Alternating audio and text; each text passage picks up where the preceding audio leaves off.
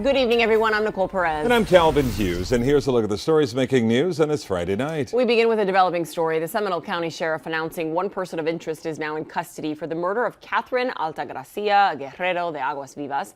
Detectives recently arrested Jordanish Torres Garcia. Deputies say he was the suspected kidnapper driving the green Acura involved in the case. Authorities also identified Giovanni Joel Crespo Hernandez as a second person of interest in the kidnapping and murder of Catherine. Investigators say he was the last person on the phone with Catherine.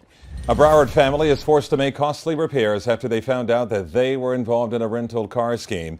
A man says that two men approached his home stating that they had put a $250 deposit down to rent his son's car on Facebook Marketplace. However, his son says he never posted that car rental ad. The men come later that night and smashed one of the car's side windows. If you have any information that could lead to an arrest, please call Broward Crime Stoppers. Now to the search for a gunman after a deadly shooting in Southwest Miami-Dade. Antoine Ingram was fatally shot yesterday on Southwest 216th Street and 113th Avenue. Surveillance video shows the gunman hiding behind a wall. He then walks up to Ingram and opens fire. It's unclear what led up to the shooting. Friends and family say they don't believe he was the intended target. A church pastor is back in the Florida Keys after he was accused of raping a 15-year-old girl.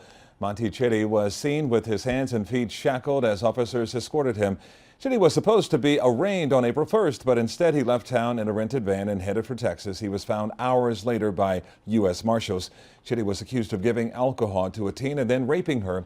Officers are investigating if there are more likely victims out there. As breaking news happens, we have you covered on air and online. You can always go to our website for more information, local10.com. Be safe out there. Have a good weekend. See you back tomorrow.